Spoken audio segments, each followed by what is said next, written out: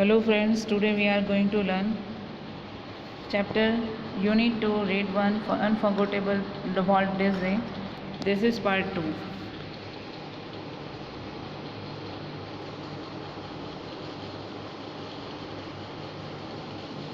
Here we are.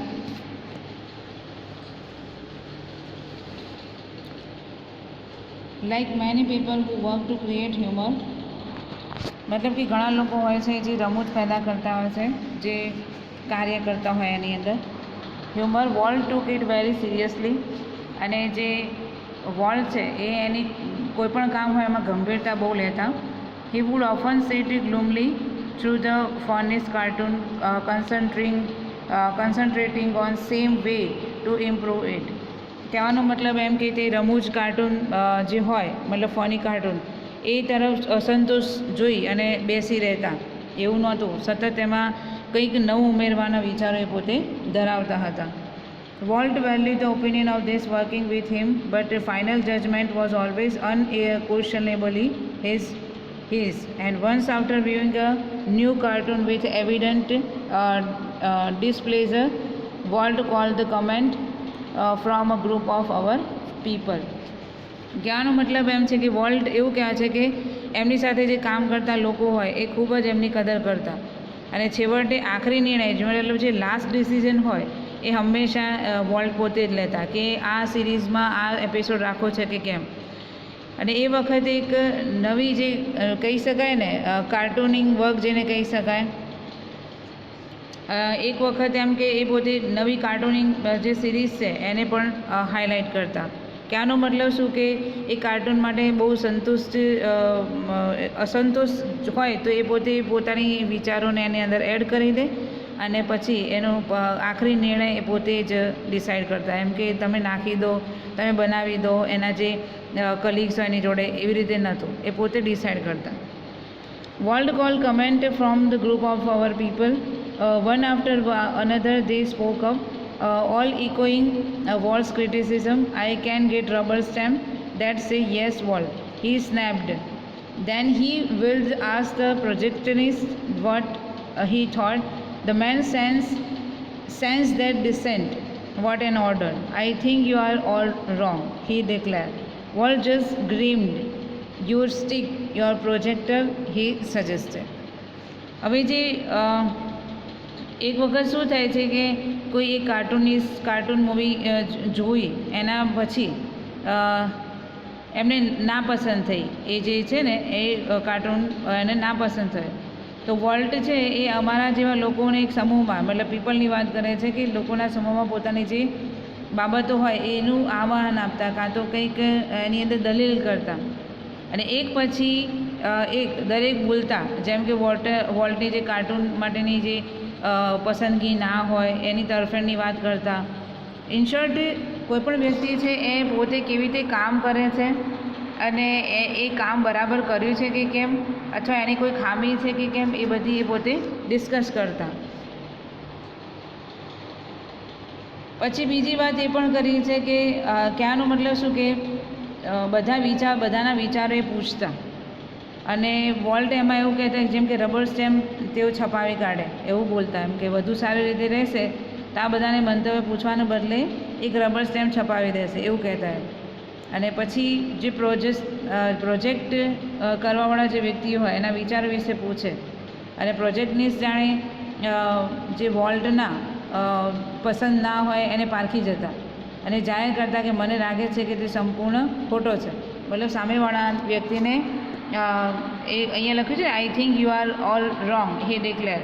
એવું કહેવા માગે છે કે એના મોઢા ઉપર કહી દે કે તમારે બરાબર કામ નથી કે જે બી છે એ યોગ્ય કામ નથી, એ જાતે જ ડિક્લેર કરી દેતા. Walt just grinned. You stick to your projector, he suggested.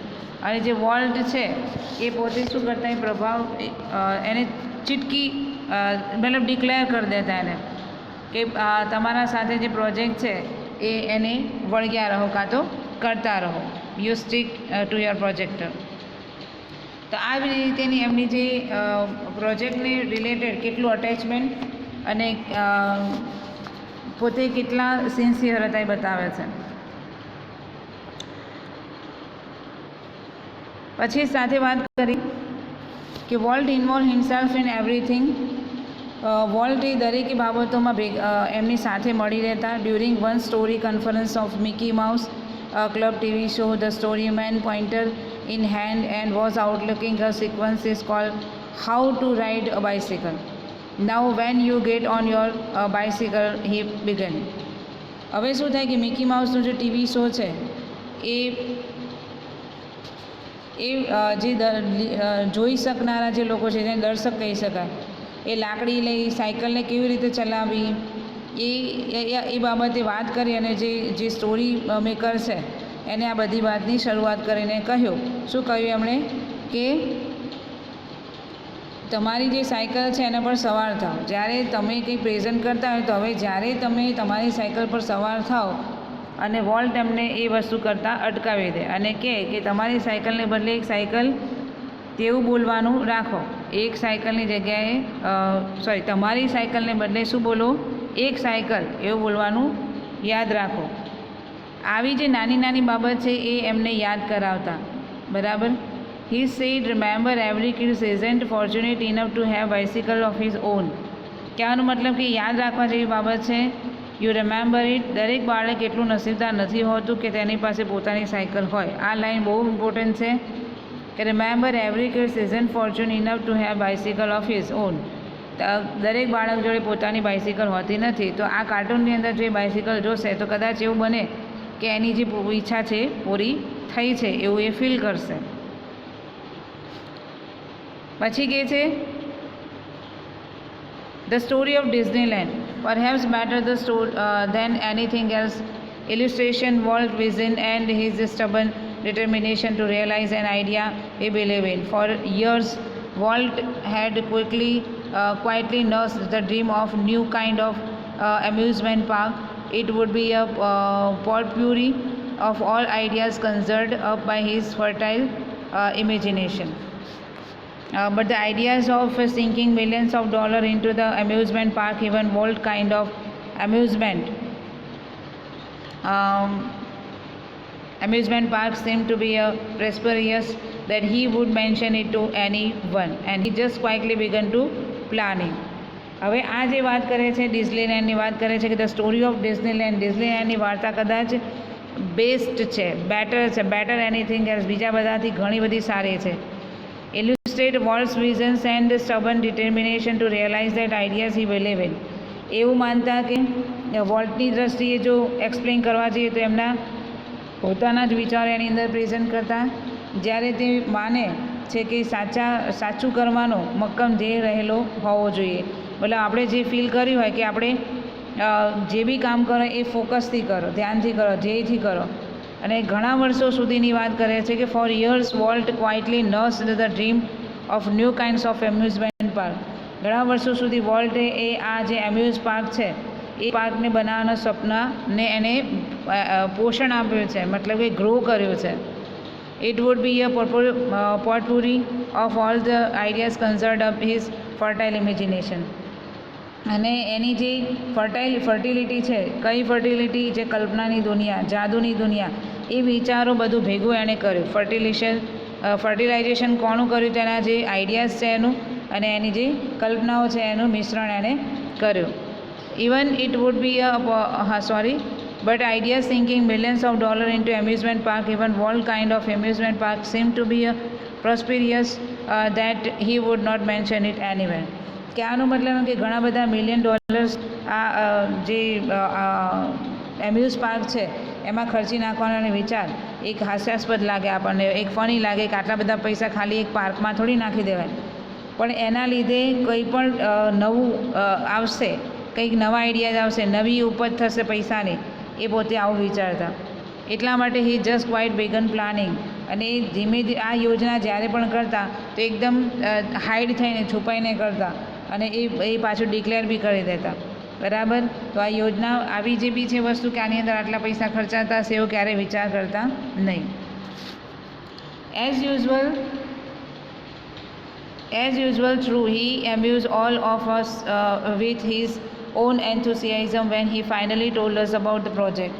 હવે છેલ્લે શું થાય છે કે પોતાનું જે એક્સાઇટમેન્ટ જેને કહી શકાય, ઉત્સાહ, એના કરતાં તેઓ પોતાના નવા પ્રોજેક્ટ વિશે વધારે વાતો કરતા કે હું આટલું સફળ થયો, આની અંદર આટલી મેં સક્સેસ મેળવી, આ બધી વાતો એ ક્યારે કરતા નહીં. એ માત્ર વાત કરતા તો શેની કરતા કે હું આમાં સક્સેસ આટલા અંશે થયો છું, એ બી ક્યારે પોતાની બડાઈઓ ક્યારે નહોતા હાંકતા. બરાબર. પછી કહે છે કે sometime asked Walt how should Disneyland look. Quick came reply, it should look like nothing else on this earth. And predictably, we had trouble raising money, but Disneyland did open in July 1955. હવે શું કહે છે કે કોઈએ એવું પૂછ્યું કે world Disneyland કેવું લાગવું જોઈએ, ત્યારે એણે તરત જ જવાબ શું આપ્યો કે જેવું આ પૃથ્વી પર બીજું કંઈ ના હોય એવું ડિઝનીલેન્ડ મારે બનાવવું છે. અને આ જે એક ઇમેજ કરી છે અને પૈસા ઊભા કરવાની મુશ્કેલી પડી પણ ખરી આ બનાવવા માટે. તો ડિઝનીલેન્ડ જુલાઈ 95માં એણે શરૂ કર્યો હતો. યાદ રાખજો તમે કે ડિઝનીલેન્ડની શરૂઆત ક્યારે કરી તો 1955માં એણે સ્ટાર્ટ કરી. Since that first day, millions of people have flocked to see the unique creation of Walt imagination. Like kid with a new toy is the biggest shiniest toy in the world, and Walt used to wander through the park, staring as happily as any tourist. હવે આની અંદર એવું પણ કહેવા માગે છે કે જે ટુરિસ્ટની વાત કરી છે કે જે ડિઝનીલેન્ડનો જે પ્રથમ દિવસ હતો વોલ્ટની ઇમેજિનેશનની જે દુનિયા, એમાં મિલિયન્સ જેટલા લોકોની ભીડ જામી ગઈ હતી. અને એમાં નાના બાળકના હાથમાં નાનું નવું રમકડું હોય,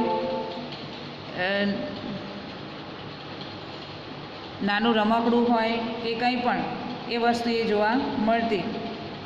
અને જે આખું વિશ્વ કહી શકાય, આખી દુનિયા કહી શકાય, એમાં સૌથી મોટું અને સૌથી અદ્ભુત વોલ્ટે એનું જે આ પ્લેસ છે એ બનાવ્યું. અને એની જે ખુશી છે એ દરેક સમય પાર્કમાં ફરતા લોકોને ફીલ થતી હતી. The overwhelming success of Walt's crazy ideas triggered dramatic about-face in the Disney fortune. Yet success never changed Walt, and he remained the simplest of men. He hated parties and his ideas and night out of burger and chilies at some little restaurant. And his only extravagance was a miniature railroad that ran around the ground of his home. આ જે story છે એની અંદર એવું પણ કહેવા માગે છે કે એ પોતે થોડા મૂડી સ્વભાવના હતા. મતલબ કે આનો શું કે જે ડિઝનીલેન્ડ છે એ આ અદ્ભુત કલ્પના એમણે જે કરેલી ડિઝનીલેન્ડે, તો વોલ્ટ એ એવું કહે છે કે એ સખત એમને નફરત, જે ઉજાણી કરવાનું, સેલિબ્રેશન કરવાનું એમને બિલકુલ પસંદ નહોતું. કહેવાનો મતલબ કે વોલ્ટ એ આમની જે ઇમેજ છે એ ખૂબ જ સફળતા મેળવવા માટે એમણે કે ડિઝનીમાં જેટલા પૈસા એમને ખર્ચવા પડે એટલા એમણે ખર્ચવાનો પ્રયત્ન કર્યો છે અને એટલા એમણે કમાઈ પણ લીધા છે. અને આ વધારે કમાણી ત્યાંથી થવા માંડી. અને છતાં પણ જે વોલ્ટમાં કોઈ ફેર પડતો નથી. મતલબ વધારે પડતો પૈસા માણસ કમાવા માંડે તો ઓબ્વિયસ એની અંદર એક પ્રાઉડ ફીલ થાય છે, ઘમંડ આવી જાય છે, પણ એવું એને લાઈફમાં થતું નથી. ઉપરથી એનું સેલિબ્રેશન ઘણા બધા પાર્ટીઝ વગેરે કરતા હોય છે, પણ એવું પણ એ પાર્ટીઝ વગેરે કરતા નહીં. હી હેટેડ પાર્ટીઝ, એને પાર્ટી ગમતી નહોતી. And his ideas of night out was the burger and Chili's some little restaurant.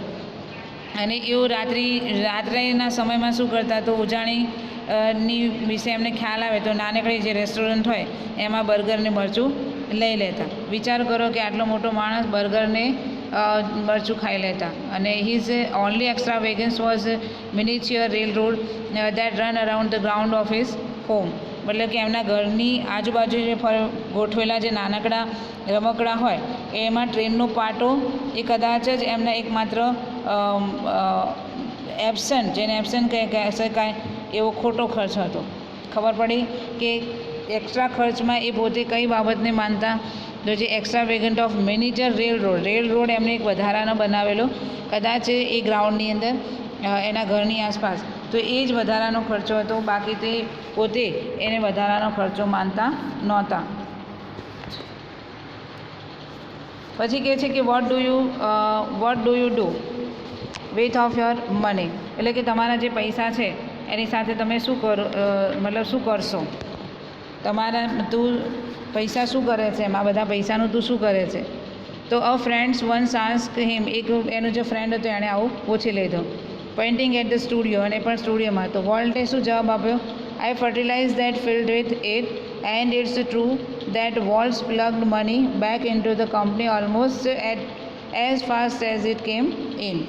એ વોલ્ટે એટલો સરસ જવાબ આપ્યો કે હું મારા ખેતરમાં ખાતર નાખતો રહું છું, અને હું એ પણ સાચું કહું છું કે વોલ્ટ પોતાના દરેક પૈસા જે છે એ કંપનીને પાછા આપતા, અને એટલું શક્ય બને એટલું જલ્દી આમ કરતા. મતલબ કે એ પોતાના પૈસા એ પોતાની ડિઝનીલેન્ડની અંદર જ નાખી દેતા, એ પોતે પૈસાને સ્ટોર નહોતા કરતા, મતલબ કે બેંકમાં કે ડબલ કરવાનું એવું એ કરતા નહોતા. એ પોતાની જ જે વોલ્ટ ડિઝની છે એની અંદર જ રૂપિયા નાખી દેતા. Being solvent for the first time since he started to business gave Walt a chance to develop their ideas. That included the development of middle kilns and upline like a village high in the Sierra Mountain, the California Institute of Art, for which he donated the land and several million dollars, and most ambitious of all, $100 billion Disneyland World and City of Tomorrow in Florida. આની જો વાત કરીએ તો એ શું કરતા હતા, એમ કે પ્રથમવારની વાત કરીએ તો એમ કે પહેલી વાર એમને શું બનવું હતું, ફેમસ બનવું હતું, પ્રખ્યાત બનવું હતું, અને એ બનવા માટે એક નવો બિઝનેસ શરૂ કરવાની એમને તક પણ અપનાવી લીધી, કારણ કે એમને એક જે પાર્ટનર છે એને મિસગાઈડ કરેલો, અને એના પછી એમણે આ ગોલ લીધો હતો. સાથે સાથે એ પણ એવું પણ કહે છે કે this include development of mineral kiln, મતલબ કે આ જે ધાતુના વિકાસની વાત પણ કરી, એની અંદર એનો સમાવેશ પણ એણે શરૂ કર્યો. Started business gave volt chance to develop ideas એનાથી થયો, તો એની જે ઇફેક્ટ થઈ એનાથી થઈ, મતલબ કે એને એક મિસગાઈડ કોઈએ કર્યું એનાથી. પછી એ બ્રેકેટમાં રાઇટ કરેલું છે કે an Alpine like a valley high in the Sierra mountain, મતલબ કે જે સિરિયા પર્વતોની જે ખીણો છે ત્યાં આગળ એને બિઝનેસ સ્ટાર્ટ કર્યો.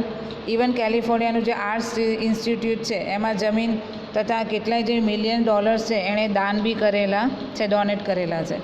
અને આ બધી જે નવા વિચારો જે એની અંદર છે એ શેમાંથી પેદા થયા, તેની પાસે પૈસા હતા ત્યારે. તો કહેવાનો મતલબ કે આ બધા નવા વિચારો સૌથી વધારે મહત્ત્વાકાંક્ષી એમ્બિશિયસ હતા. અને ફ્લોરિડામાં બનાવેલું જે $100 મિલિયન ડિઝનીલેન્ડ ડિઝની વર્લ્ડ અને જે સિટી ઓફ ટુમોરો એ નામ છે, યાદ રાખજો કે કઈ જગ્યાએ છે, ફ્લોરિડાની અંદર ડિઝની વર્લ્ડ અને સિટી ઓફ ટુમોરો જે ફ્લોરિડાની અંદર એણે બનાવ્યું છે. એ પણ કેટલાનું છે, તો $100 million. Tragically, in the midst of all 30 activities, Walt was stricken with this fatal illness. I heard him refer to this cruel blow only once, and whatever it is I have got, he told me, and don't get it. મતલબ દુર્ભાગ્ય, નસીબ જોગે, terrible એટલે બહુ ખરાબ રીતે જોઈએ તો દરેક પ્રવૃત્તિ વોલ્ટની એક જીવલેણ બીમારી એને આવી ગઈ. Walt was stricken with this fatal illness, અને એને એવી ભયંકર બીમારી આવી કે I heard him refer to this cruel blow, કે એનું જે લાઈફ છે એ કદાચ એનાથી એને સ્ટોપ નથી કરી દીધી. Whatever it is even I have got, he told me, I don't get it. Whatever it is I have got, મતલબ જે બી મેં મેળવવું છે એને હું ફૂલફિલ કરીશ, એને કમ્પ્લીટ કરીશ. ડોન્ટ ગેટ ઇટ, એ પોતે પોતાની જાતે જ વાતો કરે છે. એટલે મીન્સ આજે એની જોડે જે દયનીય કન્ડિશન બની હતી કે એના મૃત્યુ, શું કહેવાય, ભગવાને એક ખરાબ વસ્તુ એની જોડે કરી કે ત્યાં એ વખતે એમણે અમને કહ્યું હતું કે આ જે રોગ મને થયો છે એ ના થાય તેવું ધ્યાન રાખજે ભાઈ. એટલે મીન્સ મને રોગ થઈ ગયો છે તો તું ભાઈ ધ્યાન રાખજે. I visited him in hospital the night before he died, and although desperately ill, he was full of plan for future as he had been all his life. કહેવાનો મતલબ કે જ્યારે મૃત્યુ પામ્યા એ રહ્યા એ પહેલાંની રાતે એમ કે હું તેમની સાથે હોસ્પિટલમાં મળવા ગયો. હું મતલબ કોણ? રોય ડિઝની. અને એને મળવા જાય છે અને સખત બીમારી હોવા છતાં એ પ્રોજેક્ટની જ વાતો કરે છે. અને એમણે પોતાના સમગ્ર જીવન દરમિયાન બનાવી પણ રાખ્યા છે, એટલે કે બનાવ્યા હતા. એણે જે પહેલાં જે વર્ક કરે એ આ ડિઝનીલેન્ડના વિચારો માટે જ સ્પેન્ડ કરેલા. Walt used to say that Disneyland would never be finish. Walt એવું કહે છે કે ડિઝનીલેન્ડનો ક્યારે અંત આવવો જોઈએ નહીં. એન્ડ ઇટ નેવર વિલ, મતલબ કે ન આવવો જોઈએ અને સાચે જ તેનો ક્યારે અંત આવ્યો નહીં. I like to think two that Walt Disney influence will never be finish, ક્યારે પૂરું ન થવું જોઈએ. That through his creation future generation will continue to celebrate and what he once described as this precious ageless something in every human being which make us play with children's toy and laugh at silly things and things in a bathtub and dream. ક્યારે એનો અંત ના આવવો જોઈએ ડિઝનીલેન્ડનો એવું કહેતા, પણ ખરેખર એ વસ્તુ સાચી પડી. કેવી રીતે? તો વોલ્ટ ડિઝનીની જે અસરો હતી ક્યારે એનો અંત આવ્યો નહીં. એમના જે સર્જક કહી શકાય એના ભવિષ્યમાં આવનારી જે પેઢી છે એ પણ એની ઉજવણી ચાલુ રાખશે. અને જે તેમણે એકવાર વર્ણવ્યું, મતલબ એક્સપ્લેન કર્યું એ શું હતું? તો આપણા દરેકમાં રહેલું એવું કંઈક અનમોલ છે કે જે આપણને એક નાના બાળકના રમકડાથી રમવા પ્રેરે છે. અને આ નાની નાની વસ્તુઓ પર ખિલખિલાટ હસવા, બાથટબમાં ગાવા માટે અને સપના જોવા માટે મજબૂર કરે છે, એવું એમનું કહેવું છે. So I hope so understand. Thank you so much.